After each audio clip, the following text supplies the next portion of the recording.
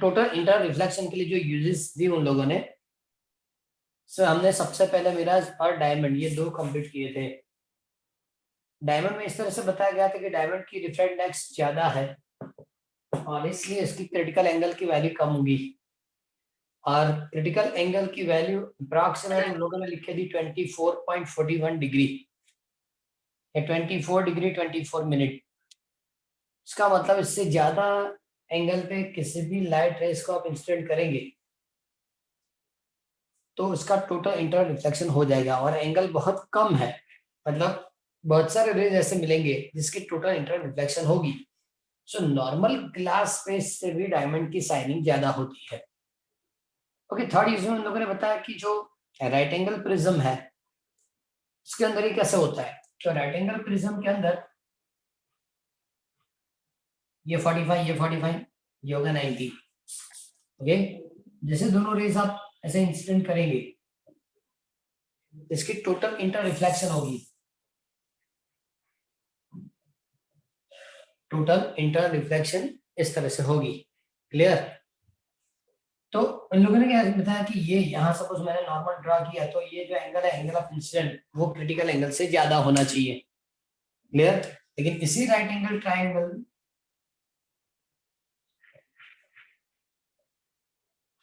Suppose मैंने ऐसे दो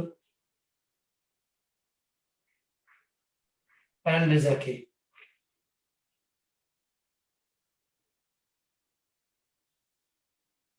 तो ये दो बार टोटल इंटर रिफ्लेक्शन होगा और बाद में ऐसे बाहर मिलेगा।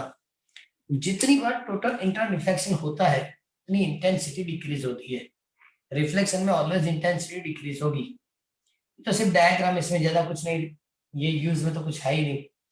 सिर्फ किस तरह से फर्स्ट मतलब सिंगल टोटल इंटर रिफ्लेक्शन और 2 टाइम्स इंटर रिफ्लेक्शन किस तरह से ड्रॉ करके दे सकते हो, याद रखना है। क्लियर? लेकिन जो यूज उन लोगों ने बताया लास्ट वाला वो ऑप्टिकल फाइबर, और ये शॉर्ट नोट किसी भी तरह प्रिपेयर करनी है। Use construction and working of optical fibre, principle भी इसे यूज लिख सकते हैं। ओके, ऑप्टिकल फाइबर जो है क्वार्ट्ज और फ्यूज ग्लास से बनाया जाता है। इसमें लिखा है कि सबसे पहले तो जिसकी प्योर मटेरियल से फ्यूज क्वार्ट्ज और ग्लास से ये ऑप्टिकल फाइबर क्रिएट किया जाता है। ऑप्टिकल फाइबर के अंदर एज पर एग्जांपल कि सपोज ये ऑप्टिकल फाइबर हमने ड्रॉ किया तो ऊपर एक लेयर होती है, लेयर कर दी जाती है जिसको क्लेडिंग बताया जाता है, जिसको क्लेडिंग क्लेडिंग जिसका होता है मतलब कि ऑप्टिकल फाइबर की मटेरियल की रिफ्रेंड एक्स ज्यादा होती है, क्लेडिंग के लिए रिफ्रेंड एक्स की वैल्यू कम होती है। ऑप्टिकल फाइबर कोर कोर के लिए रिफ्रेंड एक्स ज्यादा, ऊपर जो क्लेडिंग होता है इसके लिए रिफ्रेंड एक्स कम।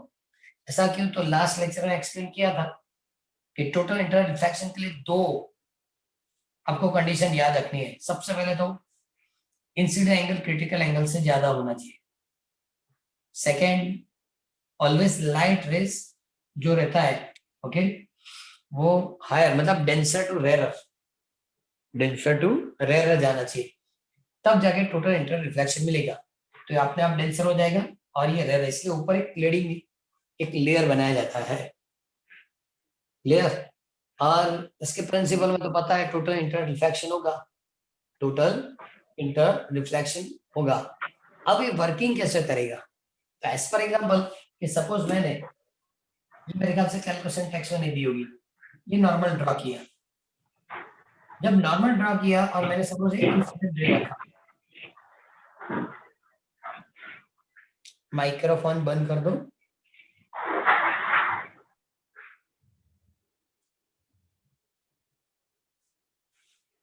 ये इंसिडेंट है तो एंगल ऑफ इंसिडेंट आई, यहां से मतलब रिफ्रैक्ट होगा। रिफ्लेक्ट होने के बाद जिस पॉइंट पे इंटरसेक्ट होता है वहां ये एंगल ऑफ इंसिडेंट वो क्रिटिकल से ज्यादा होना चाहिए। सपोज क्रिटिकल से ज्यादा है तो इसकी टोटल इंटर रिफ्लेक्शन होगी। ओके, और बाद में यहाँ भी ऐसे होता रहेगा, मतलब वो ऐसे आगे जाएगा, एंटर हुआ, इस टोटल इंटर रिफ्लेक्शन इसकी होगी।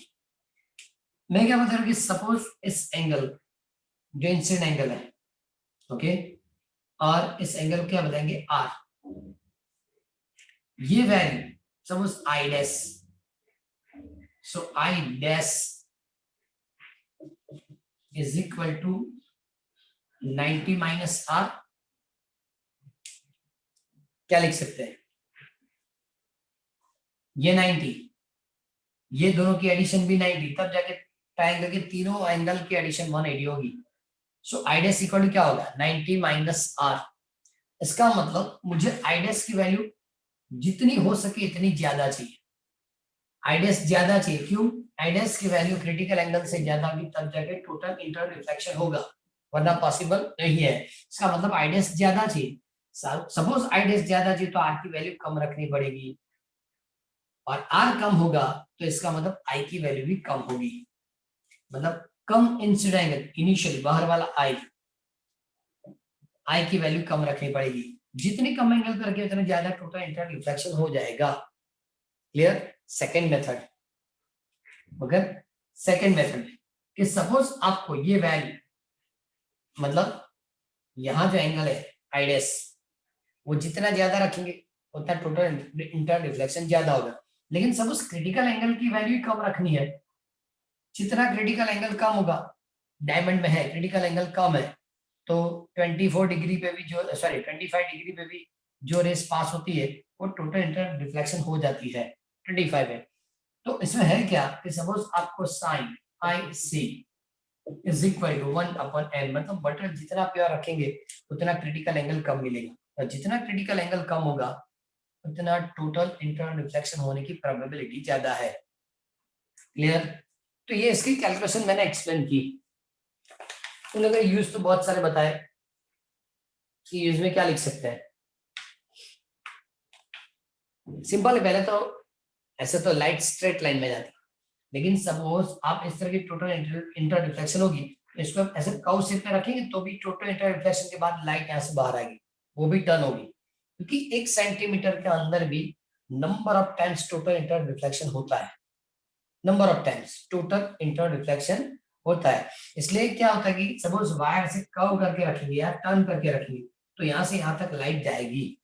उन लोगों ने बताया बहुत सारी ऐसी जगह जहाँ ऑप्टिकल फाइबर यूज होता है, मेजॉरिटी ऑप्टिकल फाइबर की यूज जो है वो ब्रॉड बैंड सर्विस में होती है, टेलीफोन वाली लाइन जो है उसमें होती है।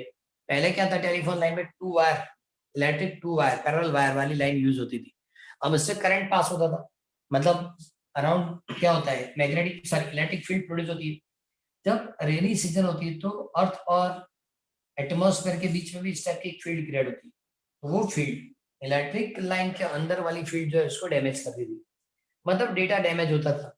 पुरानी जो लैंडलाइन जो फोन थी इसमें रेनी सीजन में ज्यादा प्रॉब्लम आती थी कि अब जब लैंडलाइन फोन पे बात करेंगे तो कुछ दूसरी आवाज सुनाई देगी, क्रॉस टॉक सुनाई देगा, आपकी आवाज वहां तक नहीं पहुंचेगी, कोई दूसरी आवाज आपके तक आएगी। ये सब इसलिए होता था कि इंटरनल जो इलेक्ट्रिक फील्ड है वायर से जो करंट पास करके जो डेटा आप ट्रांसमिट कर रहे हैं उसकी इलेक्ट्रिक फील्ड बाहर की इलेक्ट्रिक फील्ड से डैमेज हो जाती थी। लेकिन अब उसकी जगह क्या हुआ, बहुत साल हो गया अब तो कि लैंडलाइन से लेके ब्रॉडबैंड के अंदर वो लोग ऑप्टिकल फाइबर यूज करते हैं। अब ऑप्टिकल फाइबर सबसे पहले तो फ्यूज क्वार्ट्ज और ग्लास से बनते हैं जो इलेक्ट्रिकली इंसुलेटर है, इसका मतलब ये पूरी डिस्टर्बेंस अपने आप कम हो गई। सेकेंड कि इलेक्ट्रिसिटी की स्पीड से ज्यादा स्पीड लाइट की होती है, इसका मतलब डेटा ट्रांसमिट की भी स्पीड ज्यादा मिलती है, डेटा डैमेज भी नहीं होता, लीक नहीं होता, ये सभी पॉसिबिलिटीज है। ओके, और इसलिए इसके यूज पहले तो कम्युनिकेशन सिस्टम में होती है। इसमें एक चीज और भी लिखी है कि ऑप्टिकल फाइबर के अंदर एज फॉर एग्जाम्पल कि सपोज आप माइक्रोफोन में बोलेंगे तो आपकी जो आवाज है उसको अल्टरनेटिंग करंट में कन्वर्ट करके देगा, एसी सिग्नल में कन्वर्ट करके देगा। अब एसी सिग्नल तो आप ऑप्टिकल फाइबर से पास नहीं कर सकते, तो ऑप्टिकल फाइबर में आप लाइट रेज ही पास कर सकते हैं, तो एसी सिग्नल को वो पहले लाइट रेज में कन्वर्ट किया। तो दो बार ऐसा हुआ, देखो माइक्रोफोन वो जो आप बोल रहे हैं उस डेटा को एसी में कन्वर्ट करेगा, एसी सिग्नल में। एक और इंस्ट्रूमेंट है ट्रांसड्यूसर, माइक्रोफोन भी ट्रांसड्यूसर है। एक एनर्जी सेकंड एनर्जी में कन्वर्ट करने की जो इंस्ट्रूमेंट है उसको ट्रांसड्यूसर बताया जाता है। माइक्रोफोन भी उसी तरह से है कि जो आवाज मतलब जो एनर्जी है उसको अल्टरनेटिंग करंट में कन्वर्ट करके देगा। और एक मतलब ऑप्टिकल फाइबर के अंदर आगे एक एडेप्टर रखा जाता है, वो एडेप्टर अल्टरनेटिंग करंट को लाइट रेज में कन्वर्ट करके देगा। अब ये पूरा डेटा जहां तक ले जाना है, 1000 ऑफ किलोमीटर जहां तक जाना है, बाद में फिर से वहां एक कनेक्टर होगा। वो कनेक्टर, पहले कनेक्टर ने जो वर्क किया था alternating current to light rays, वो लाइट रेज को ऑल्टरनेटिंग करंट में कन्वर्ट करके देगा। और बाद में उसी ऑल्टरनेटिंग करंट से साउंड वेव्स फिर से वापस पता है मुझे कोई स्टैम्प आउट नहीं था समर्थ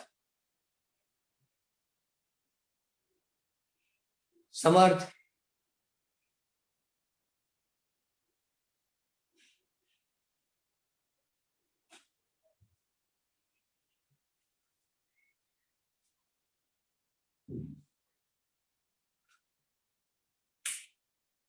तो जो भी डेटा आप टोटल इंटरनल रिफ्लेक्शन से फर्स्ट एंड टू सेकंड तक ले जाएंगे, सेकंड एंड पे जो एडेप्टर है वो इस लाइट वेव्स को अल्टरनेटिंग करंट में कन्वर्ट करके देगा। अल्टरनेटिंग करंट से साउंड वेव्स आपको वापस मिलेंगे। ये पूरी फिनोमेना होती है। उन लोगों ने तो बहुत सारे यूज बताई है, सबसे बड़ी यूज यही है।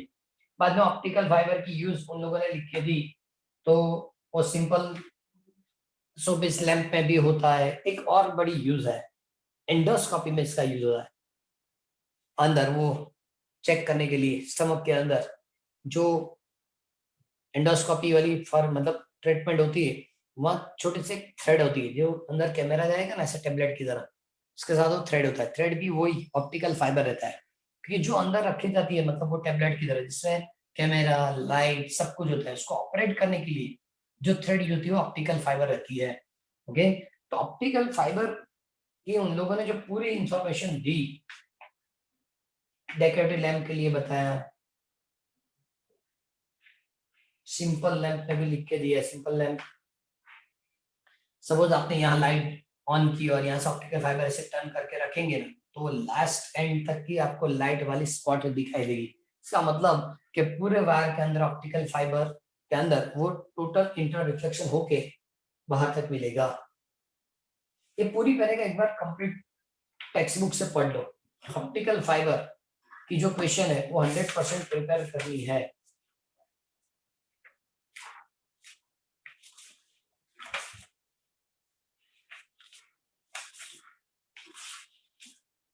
टोटल इंटर रिफ्लेक्शन के अंदर सबसे इंपोर्टेंट टॉपिक ही यही है। कौन सा? Optical fibre. वो पूरी पैराग्राफ कंप्लीट करो।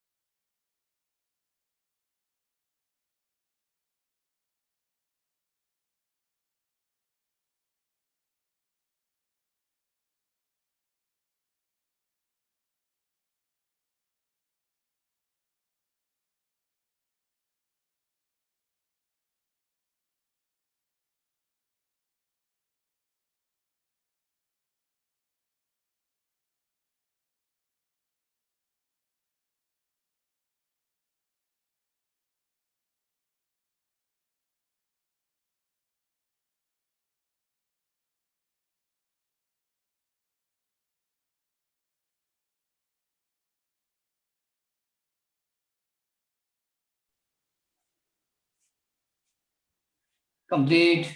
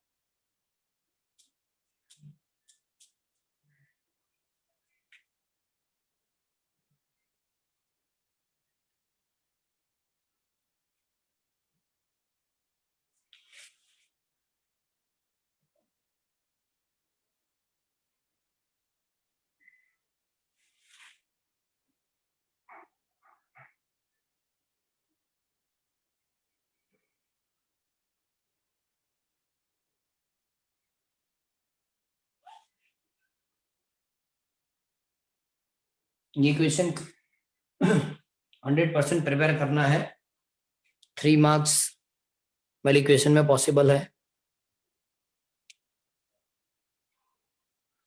सर बोलो। જ્યારે આ સર ટોટલ ઇન્ટરનલ રિફ્લેક્શન થાય છે ત્યારે સર એનર્જીનો લોસ ના થાય સર એમાં લાઇટનો? एनर्जी लॉस, एक मिनट, हर एक रिफ्लेक्शन के अंदर एनर्जी लॉस होगा, सिंपल। लेकिन इसमें क्या बताया गया, जितना मटेरियल प्योर होगा, ओके, जितना मटेरियल प्योर होगा इतनी इंटेंसिटी कम डिक्रीज होगी, इसमें इंटेंसिटी कम डिक्रीज होती है। क्लियर? और इसलिए बताया गया कि हर रिफ्लेक्शन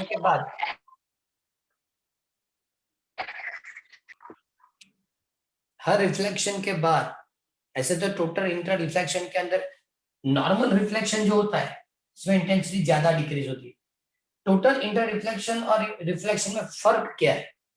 तो फर्क इतना है कि सपोज आप देखो, ये लाइट एंटर हुई तो पहले तो रिफ्रैक्ट हुई, रिफ्रैक्ट होने वाली लाइट जब रिफ्रैक्शन की लिमिट आ जाती है तब जाके टोटल इंटर रिफ्लेक्शन होता है। नॉर्मल रिफ्लेक्शन के अंदर इंटेंसिटी डिक्रीज होती है, टोटल इंटर रिफ्लेक्शन के अंदर इंटेंसिटी में फर्क नहीं पड़ता। क्योंकि इंटेंसिटी में फर्क पड़ता है तो ये डेटा हम ट्रांसमिट नहीं कर पाते। एज फॉर एग्जांपल कि अभी मैं जो बोल रहा हूँ, कभी साउंड की इंटेंसिटी इंक्रीज होगी, कभी डिक्रीज होगी। अब इसको लाइट वेव में कन्वर्ट करना है, तो लाइट वेव में होता क्या है कि जो भी वेव पास हुआ, आवाज की इंटेंसिटी इंक्रीज हुई तो लाइट की इंटेंसिटी इंक्रीज होगी, आवाज डिक्रीज होगा मतलब साउंड वेव डिक्रीज होगा तो इसका मतलब इसकी इंटेंसिटी डिक्रीज होगी। इंटेंसिटी पे डिपेंडेंट है। अब इंटेंसिटी पे डिपेंडेंट है तो यहां से जब लाइट पास करेंगे तो इंटेंसिटी बढ़ी, इसका मतलब आवाज की इंटेंसिटी इंक्रीज होती है। क्लियर?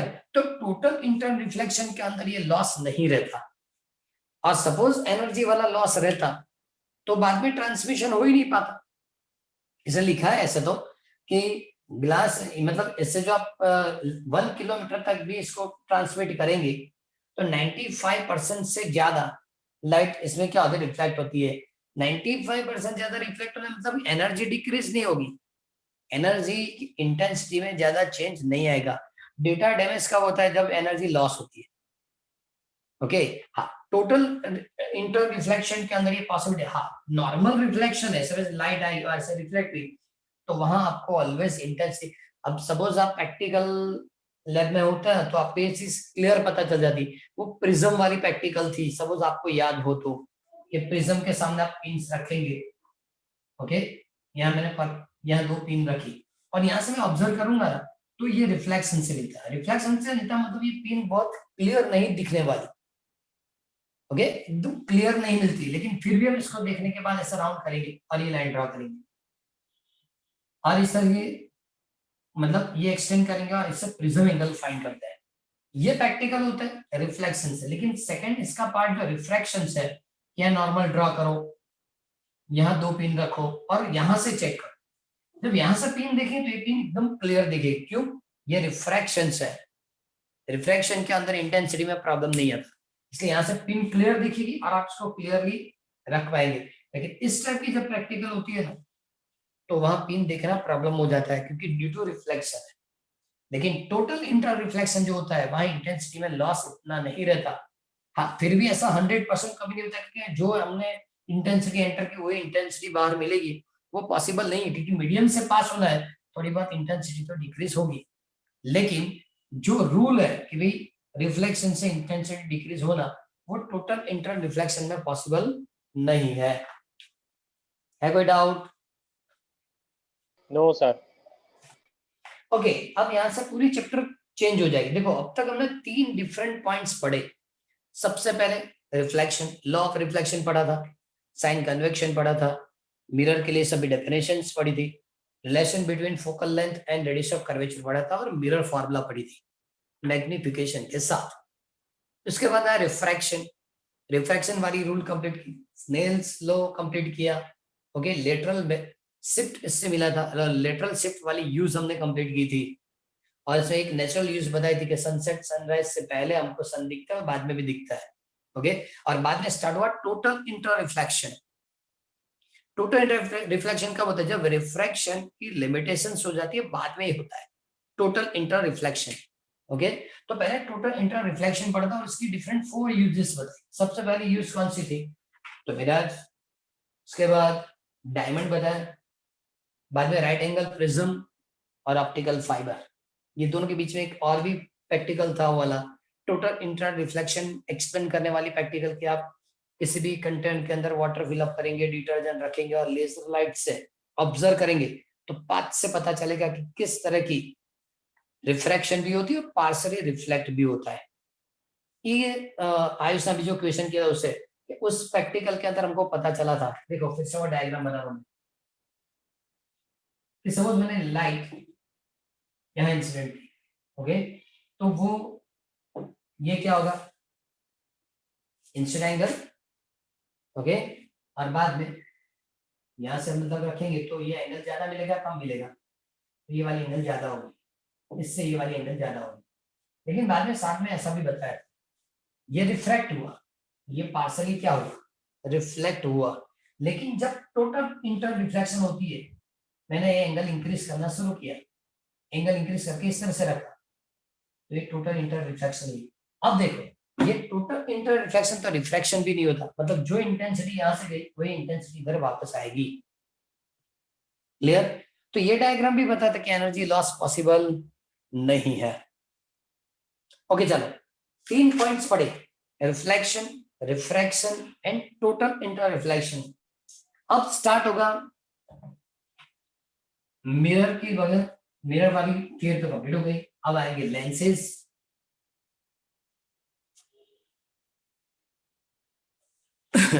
तो उन लोगों ने यहां से टॉपिक चेंज करके सबसे पहले तो एक और formula the, refraction at a spherical surface, refraction at a spherical surface.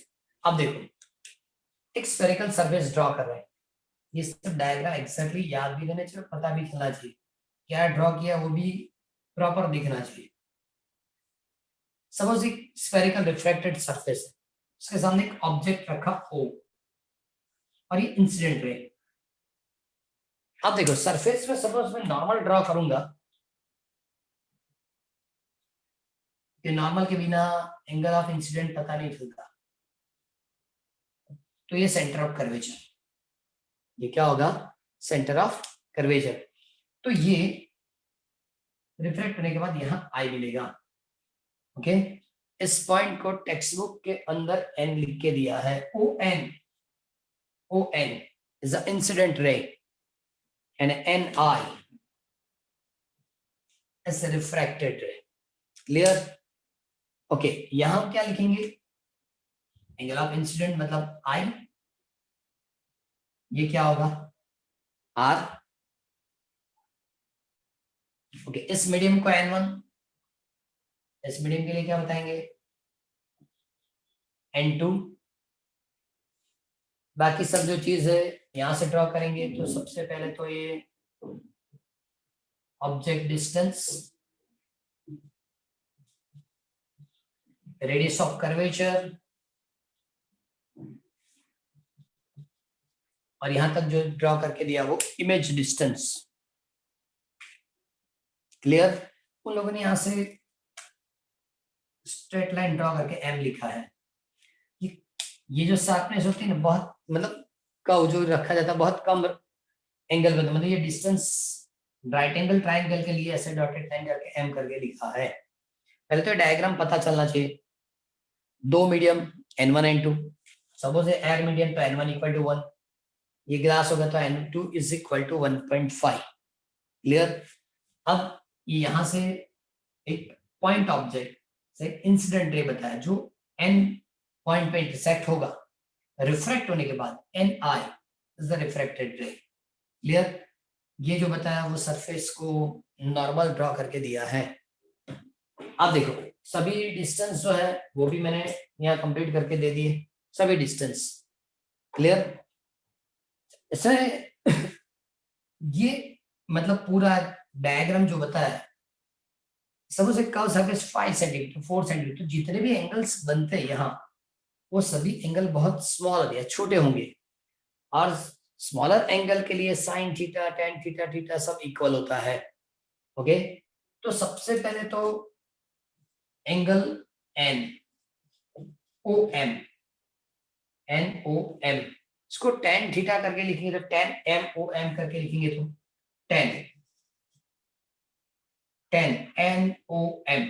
इस एंगल एक ट्रायंगल से कंप्लीट करो तो tan theta is equal to क्या लिख सकते हैं, tan N O M.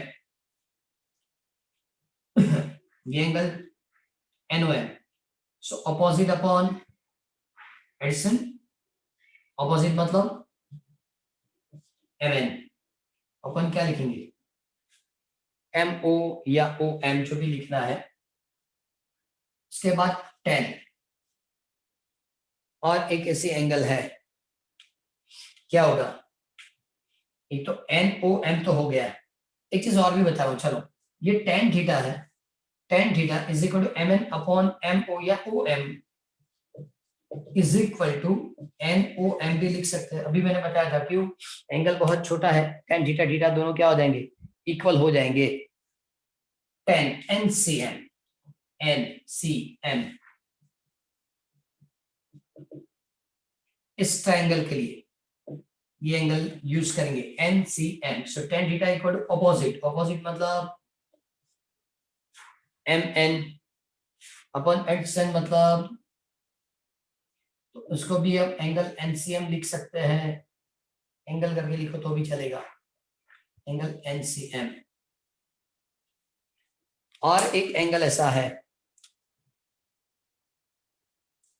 Ten NIM, NIM, तो इसके लिए क्या लिखेंगे M N upon I N, I M sorry, इसको भी एंगल क्या लिख सकते हैं एन आई एम। क्यों इस तरह से लिख सकते हैं कि एंगल बहुत छोटे होते, sign theta tan theta theta की वैल्यू क्या हो जाएगी, इक्वल हो जाएगी। ओके। अब फॉर ट्राइंगल एन ओ सी देखो, फॉर ट्राइंगल एन, या नीचे से लिख रहा हूं, for triangle N O C, no objection certificate, NOC, for triangle क्या लिखेंगे एन ओ सी। ये एक्सटर्नल एंगल होगा इस ट्रायंगल के लिए, इस ट्रायंगल के लिए क्या होगा एक्स्ट्रा एंगल, और एक्सटर्नल होता तो एक्सटर्नल की वैल्यू इंटर के एडिशन बराबर होगी, इंटर एडिशन मतलब angle N O M plus angle N C M, N O M plus N C M के एडिशन बराबर क्या होगा, आई की वैल्यू होगी। क्लियर। तो इसमें डायरेक्टली लिखा तो I is equal to M N upon O M, M N upon C M. Clear. तो आर के लिए भी इस तरह की कुछ अरेंजमेंट हो सकती है। Triangle N I C, N I C क्या लिख सकते हैं, for triangle N I C, NCM triangle NIC NCM और एक्सटर्नल होगा। फिर से देखो, फॉर ट्राइंगल NIC तो NCM is external, NCM is a external, so NCM is equal to internal की एडिशन होगी। इंटरनल मतलब एक तो क्या होगा R और सेकंड क्या होगा NIM। पता चल रहा है कि गलत? फिर से फॉर ट्राइंगल NIC लिखा, NIC इस ट्राइंगल के लिए एक्सटर्नल होगा।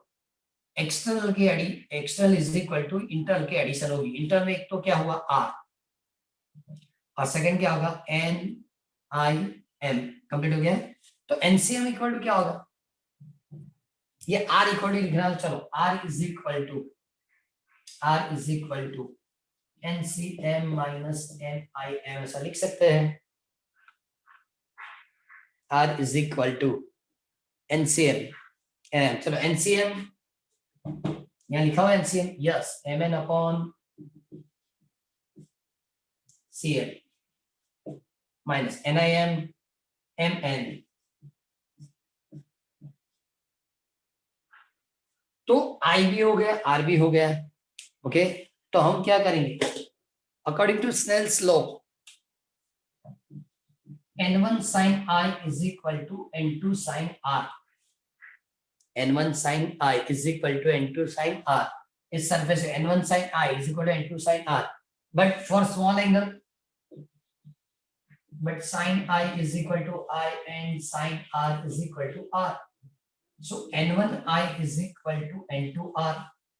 so N1 I is equal to क्या था MN upon OM plus MN upon CM is equal to R into N2 into R की वैल्यू क्या होगी MN upon CM minus MN upon IM। मैंने Snell's law use करने के बाद I और R की वैल्यू सब्स्टिट्यूट कर दी। क्लियर? अब पहले तो सभी जगह से ऊपर से MN कॉमन निकल के कैंसिल हो जाएगा। क्लियर? अब मल्टीप्लाई करेंगे तो N1 upon OM, N1 upon CM, N2 upon CM, N2 upon RM। बस तो सभी वैल्यूएशन जो ऐड कर दो, कंप्लीट हो जाएगा। इधर लिखते देखो N1 OM is equal to, OM इज ऑब्जेक्ट डिस्टेंस। अब यहाँ साइन कन्वेक्शन यूज करना पड़ेगा, मुझे मेजरमेंट करनी है। तो U नेगेटिव होगा या पॉजिटिव? Negative sir negative. क्यों? इंसिडेंट रे की डायरेक्शन इस तरह के, तो यहाँ जितने भी इस टाइप के मतलब इस डायरेक्शन में जो है वो पॉजिटिव, ये क्या होगा नेगेटिव। सो N1 अपन माइनस प्लस N1 अपन CM, ये वाली डिस्टेंस तो इस डायरेक्शन में मेजर करनी पड़ेगी यहां से यहां तक। तो इसका मतलब क्या होगा R। ओके ना N2 upon CM, so also R minus N2 upon IM, मतलब ये वाली डिस्टेंस तो इस डायरेक्शन में मेजर होगी, जिसको क्या बताएंगे V, इसको क्या लिखेंगे V। ओके, तो ये वाली टर्म इधर शिफ्ट कर दो, minus N1 upon V plus N2 by V, ये उधर शिफ्ट कर दो। तो क्या लिखेंगे N2 by R minus N1 by R। तो फॉर्मूला भी minus N1 upon U plus N2 upon V, N2 minus N1 upon R। N2 by N1 upon क्या लिखेंगे R। क्लियर? तो ये जो हमने कंप्लीट करके दिया वो तो ऐसे कॉन्वेक्स के लिए था। कॉन्केव सरफेस होगी तो भी ये मतलब राइट रहेगा, गलत नहीं है। ऐसा जरूरी कि पहले N1, आप इसको ऐसे भी लिख सकते हैं N2 by V minus N1 by U, N2 minus N1 by R, तो भी चलेगा। क्लियर? तो एक बार इसको पूरी सिंप्लीफिकेशन टेक्स्ट बुक से चेक करो, पता चला नहीं चला, नहीं तो फिर से एक बार एक्सप्लेन कर देंगे। क्लियर? स्फेरिकल सरफेस के रिफ्रैक्शन लोगों ने एक्सप्लेन की है।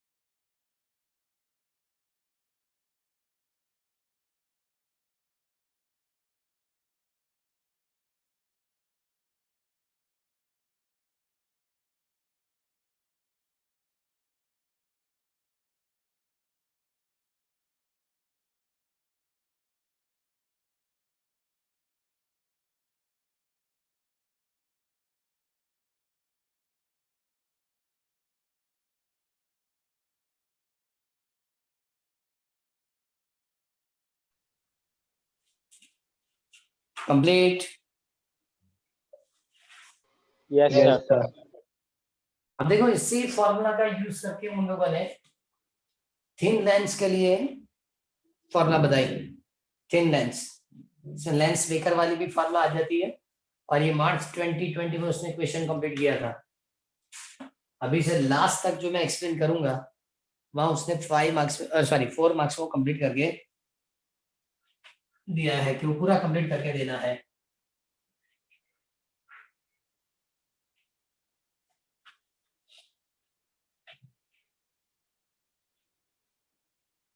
ओके, सबसे पहले थिन लेंस किसे बताएंगे? तो थिन लेंस मतलब दो कर्व सरफेस के बीच के distance.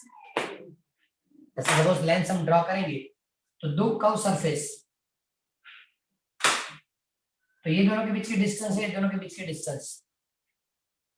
Radius of curvature, object distance, image distance के सामने निग्लिजिबल है, तब जाके थिन लेंस होगा। ये दोनों के बीच की distance, object distance, image distance और रेडियस ऑफ कर्वेचर के सामने नेग्लिजिबल होना चाहिए। तो नॉर्मली है कि जब आप लैब में एक्सपेंड करेंगे, रेडियस ऑफ कर्वेचर अप्रोक्सीमेट 40 तक तो होता ही है। ये वैल्यू 50, 60, 70 ऐसे होती है अप्रोक्सीमेट, ये भी जो मिलेगा। मतलब कि आप मिनिमम इसको 30 भी कंसीडर करेंगे तो ये तो 1 या 1.5 सेंटीमीटर ओनली। ओके, तो ये सबके सामने निग्लिजिबल रहेगा। तो radius of curvature, object distance, image distance के सामने थिकनेस या दो कर्व सरफेस के बीच वाली डिस्टेंस कम होगी, तब जाके इसको थिन लेंस बताया जाएगा। क्लियर? अब उससे होने वाली जो रिफ्लेक्शन है, उससे होने वाली रिफ्लेक्शन, उनके डायग्राम में तीन डिफरेंट डायग्राम उन लोगों ने ड्रॉ करके दिए। तीनों में पहले ड्रॉ कर दो, बाद में एक्सप्लेन करूंगा।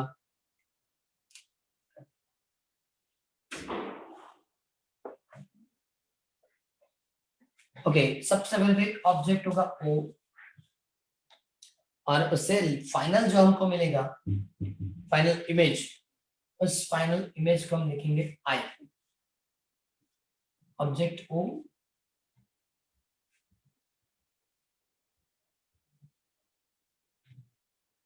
लेंस के अंदर इस पॉइंट, मिरर के अंदर इस वाली पॉइंट को हम पोल बताते हैं। यहाँ ऑप्टिकल सेंटर ऐसा होता है, लेकिन फिर भी उन लोगों ने डायग्राम इसको P करके लिखा।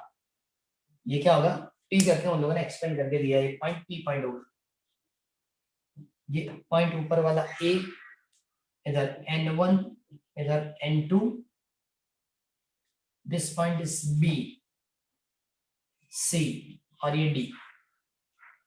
ओके, डिस्टेंस के हिसाब से चेक करो तो ये ऑब्जेक्ट डिस्टेंस और ये इमेज डिस्टेंस। तो ओरिजिनल डायग्राम तो यही है, लेकिन उन्होंने क्या बताया कि जब ऑब्जेक्ट आप प्रिंसिपल एक्सिस पर रखेंगे तो फर्स्ट सरफेस से इसका रिफ्लेक्शन होगा, और फर्स्ट सरफेस में रिफ्लेक्शन होने से जो भी इमेज मिलता है वो सेकंड सरफेस के लिए ऑब्जेक्ट की तरह बिहेव करता है, और बाद में मतलब सेकंड सरफेस से रिफ्लेक्शन होगा और ये फाइनल इमेज मिलेगा। तो अब सबसे पहले तो फर्स्ट ऑब्जेक्ट की रिफ्लेक्शन क्या है? ये वाली सरफेस मैंने ड्रॉ करके दी। ओके, इसका मतलब ये ए होगा,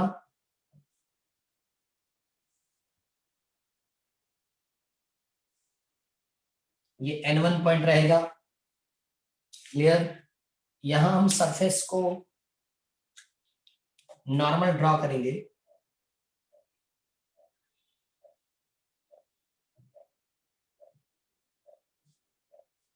तो ये क्या मिलेगा?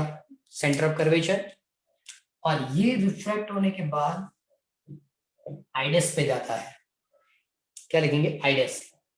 तो ये होगा I1, angle of incident I1, और ये होगा R1 पॉइंट O उसी तरह से। लेकिन इसमें क्या बताया गया? ये B पॉइंट भी लिख दूं और ये C पॉइंट। सिर्फ फर्स्ट सरफेस से रिफ्रैक्शन जब होगा वो ऑब्जेक्ट के लिए इमेज I1 पे मिलेगी, और इसलिए इस डिस्टेंस को उन लोगों ने V1 लिखा, V2 को एक बार चेक कर ले।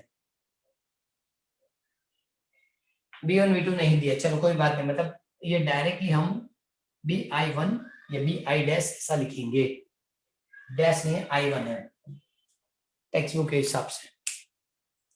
तो इस ऑब्जेक्ट की इमेज आपको I1 पे मिलेगी कब? जब फर्स्ट सरफेस से जब रिफ्लेक्शन होता है तब। अब उन लोगों ने सेकंड सरफेस के लिए ड्रॉ करके दिया,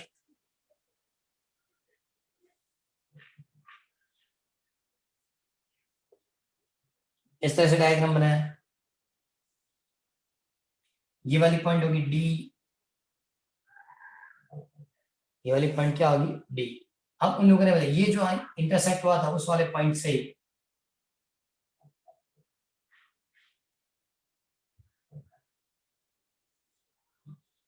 ये आई,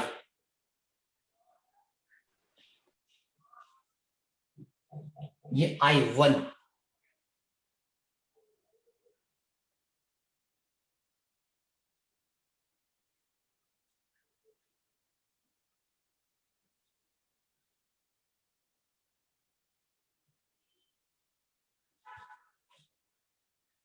ये भी सेंटर ऑफ कर्वेचर की तरह रहेगा, लेकिन उन लोगों ने सिर्फ डॉटेड लाइन करके लेफ्ट कर दिया। अगर सेंटर ऑफ कर्वेचर मतलब C2 आना चाहिए, ये C1 होगा, तो इसके लिए क्या लिख सकते हैं हम C2 सेकंड सरफेस के लिए।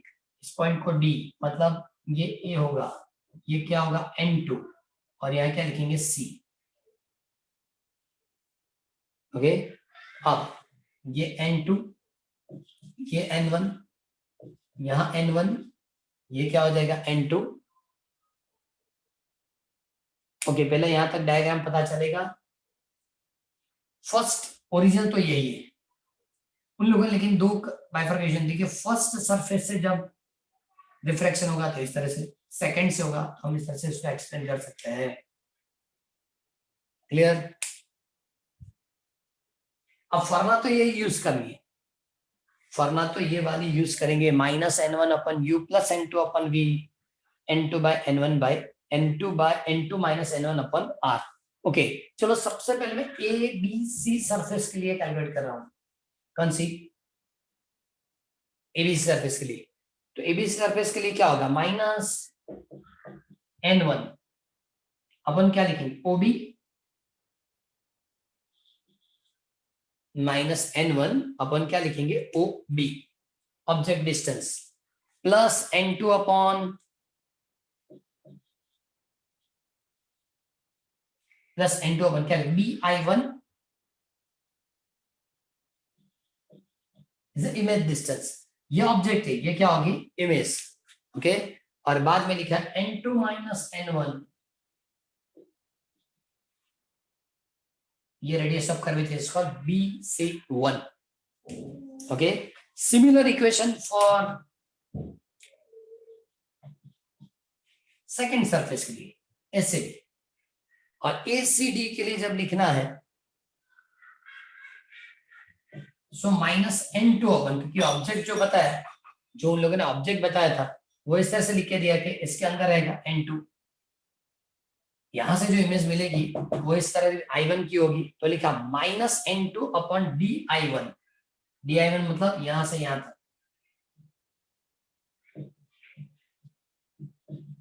प्लस N1 अपॉन क्या लिखेंगे DI इमेज डिस्टेंस। ओके, और N2 minus N1, N2 minus N1 क्या लिखेंगे रेडियस ऑफ कर्वेचर मतलब BC2। क्लियर? बस यहां तक सपोज आपको पता चल जाए तो बाद में कुछ है ही नहीं। अब उसने लिखा है कि BI1 B से I1 तक या D से I1 तक वैल्यू इक्वल होती है। क्यों ऐसा? थिन लेंस है, थिन लेंस में क्या होता है कि ये तो निग्लिजिबल रहता है, तो इसका मतलब यहां से I1 तक जाएंगे या यहां से I1 तक जाएंगे, ये क्या मिलेगा इक्वल मिलेगा। तो इक्वेशन रखना शुरू कर दे, -N1 upon OB, N2 upon क्या लिखेंगे DI1। यस, एक काम करो, पहले दोनों को डायरेक्टली ऐड कर दो, ये दोनों ऐड करते हैं, ये दोनों ऐड कर दे, दोनों ऐड करेंगे तो क्या होगा -N1 अपॉन कितना लिखेंगे N1 N2, ये दोनों ऐड करेंगे तो -N1 upon OB plus N2 upon BI1 minus N2 अपन BI1 लिख सकता हूं, क्योंकि BI1 is equal to DI1, तो मैंने BI1 लिख दिया, plus N1 upon DI, and that is equal to N2 minus N1 upon BC1 and BC2. क्या लिखेंगे इसको? R1 R2 क्या होगा? ये फर्स्ट सरफेस के लिए रेडियस ऑफ कर्वेचर होगा, वो सेकंड सरफेस के लिए रेडियस ऑफ कर्वेचर होगा. सो BC1 is equal to R1, BC1 equal to R1, first surface की रेडियस ऑफ कर्वेचर. लेकिन हमने इस डायरेक्शन में मेजर किया तो R1 पॉजिटिव, ये ऑपोजिट डायरेक्शन में मेजर किया तो R2 क्या लिखना पड़ेगा? नेगेटिव. So minus R2. ये जो सभी वैल्यू सब्स्टिट्यूट किए पता चला. फिर से एक बार चलो इस दोनों को एडिशन करनी थी. सो minus N1 upon OB, N2 upon DI1, but DI1 equal, so minus N2 upon BI1 मैंने लिख दिया DI1 की जगह. ये क्या होगा? N1 अपन BI. ये दोनों को ऐड करेंगे तो N2 minus N1 common. BC1 मतलब फर्स्ट सरफेस की रेडियस ऑफ कर्वेचर, इस डायरेक्शन में मेजर करेंगे तो इंसिडेंट रे की डायरेक्शन है, मतलब ये पॉजिटिव, ये इसके ऑपोजिट है, तो क्या हुआ? नेगेटिव. क्लियर? तो ये दोनों कैंसिल, BI1 कैंसिल हो जाएगा. So minus N1 upon OB equal to क्या होगा? Object distance. So minus N1 upon क्या लिखेंगे? U.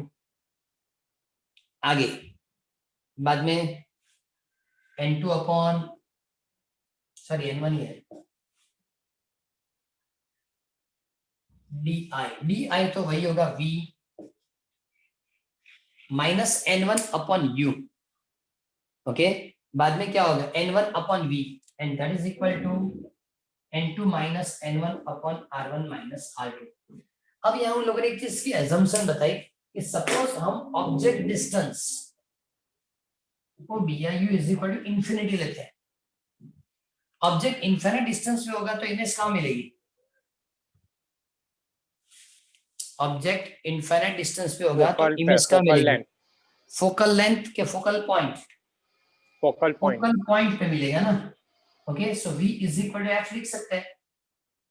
V इक्वल टू हम F लिख सकते हैं. तो अब देखो N2 माइनस N1 ब्रैकेट में 1 upon R1 minus 1 plus 1 upon R2. Sir आपने एडिंग किया ना तो N2 माइनस N1 ऊपर लिख दिया. ओके, कॉमन निकाल के बता रहे हैं ना. हाँ, 1 अपन R1 माइनस 1 अपन R2, दोनों के लिए सेपरेटली लिखना था, कॉमन लिख दिया. N2 minus N1 1 upon R1 minus 1 अपन R2. ओके, अब ये वैल्यूएशन इनफिनिट रखेंगे तो 0 हो जाएगा. ओके, यहाँ क्या हो जाएगा? 1 अपन 0. यहाँ लिखेंगे तो N1 by F, N2 minus N1 1 by R1 minus 1 upon R2. अब उन लोगों ने क्या किया? 1 by F is equal to N1 उधर ले लो, तो N2 minus N1 upon N1 1 upon R1 minus 1 by R2. Okay, इसको और आगे डिस्ट्रीब्यूट कर तो N2 by N1 is N21, N1 by N1 तो माइनस 1. इसको इससे डिवाइड किया तो N2 by N1, इसको N21, N1 upon N1 so 1, and 1 upon R1 minus 1 upon R2. ये वाली जो फॉर्मूला उसको लेंस मेकर की फॉर्मूला बताई जाती है. इस फॉर्मूला को क्या बताया जाता है? लेंस मेकर फॉर्मूला बताया जाता है. ओके, एक चीज और, अब इस डायग्राम की जरूरत मैं इसको कैंसिल कर दूं तो लास्ट स्टेप कंप्लीट हो जाए. कि minus N1 upon U plus N1 upon V, और सामने जो फॉर्मूला है ये वाली फॉर्मूला. ओके, फिर से लिखा N2 minus N1 1 upon R1 minus 1 upon R2. Okay, तो इसको minus 1 upon U 1 upon V, N2 minus N1 upon N1 1 upon R1 minus 1 upon R2 लिखेंगे तो ये पूरी फॉर्मूला यहाँ है. तो इसको 1 अपॉन, देखो 1 upon F N2 minus N1 upon N1 1 upon R1 minus 1 upon R2, मतलब इस फॉर्मूला के लिए हम 1 अपॉन F लिख सकते हैं. तो 1 अपॉन F लिखे क्या मिलेगा? Minus 1 upon U 1 upon V is equal to 1 by F. तो ये लेंस की फॉर्मूला हुई. इसको इस तरह से भी लिख सकते हैं 1/v minus 1/u is equal to 1/f। आप चेक करो मिरर और लेंस में बहुत सारा डिफरेंस है। मिरर के लिए जब ये फॉर्मूला लिखी थी तो 1/u plus 1/v equal to 1/f था,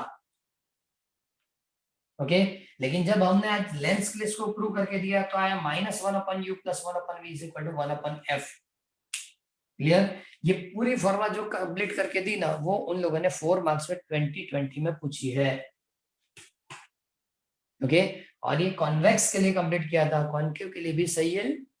और उन लोगों ने बताया कि सपोज आप ऐसा बता सकते कि ये जो हमने कंप्लीट किया वो रियल इमेज के लिए था तो वर्चुअल के लिए भी ये सही है। क्लियर? तो एक बार पढ़ लेना, मीटिंग में एंड कर रहा हूं और अभी मैं आपको होमवर्क कंप्लीट करके भेज रहा हूं, लिखना शुरू कर दो। बराबर? आज 3 बजे टेस्ट होगी, chapter number 8, chapter number 8। Clear? तो इतना होना चाहिए।